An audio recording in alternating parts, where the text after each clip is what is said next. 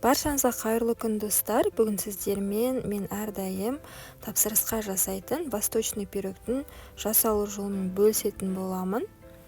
Ал бастайық. Алдымен ыдысқа ұнды еліктен өткізіп аламыз.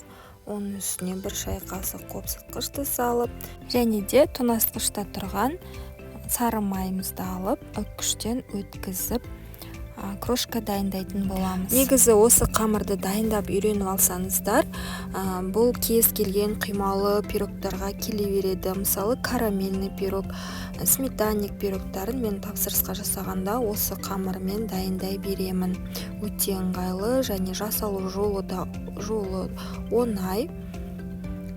Осылай крошка дайындап алдық. Енді бөлек ыдысқа жұмыртқаны жарып, үстіне қантты қосып, қанты ерігенше жақсылап араластырып аламыз.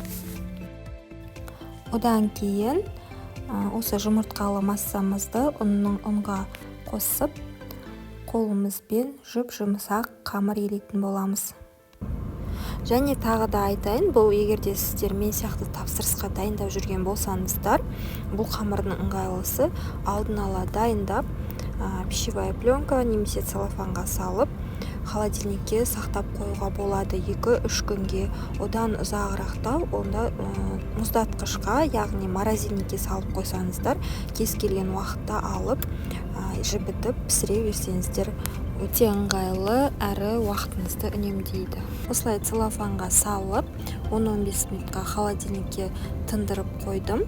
Одан кейін алып, осылай оқтаудың көмегімен жайып, формамызға жайғастыратын боламыз.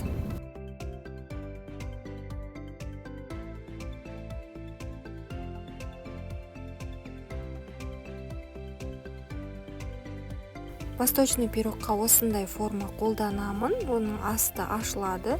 Пирог піскеннен кейін алуға да өте ыңғайлы.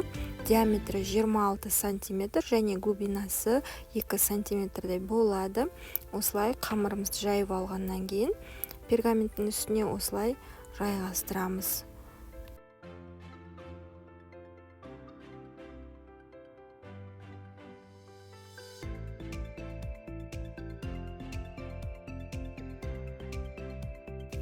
Видеода көріп тұрғандарыңыздай барлық қамырды дұрыстап жан-жағына жеткізіп жайғастырып алдым. Енді ортасына салатын салмамызды саламыз. Менде үйде бар мейіз, өрік және де жаңғақты салдым.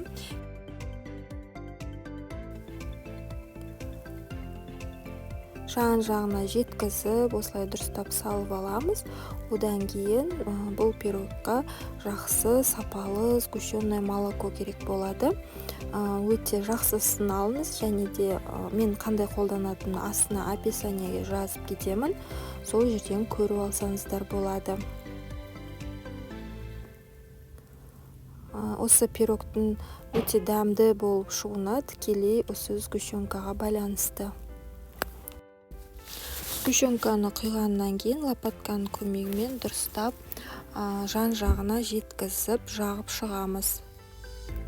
Одан кейін барып духовкаға 170-180 градуста 30-35 минутта беті қызарғанша пісіріп аламыз.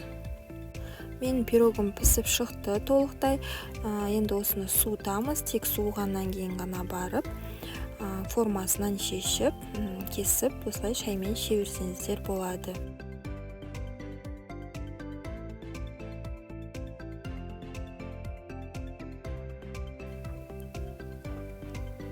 Видеоны соңына дейін көргендеріңізге көп рахмет. Егерде сұрақтарыңыз болса, комментарий қалдырып кетсеңіздер болады. Міндетті түрде жауап беруге тырысамын. Келесі видеоларда кездескенше.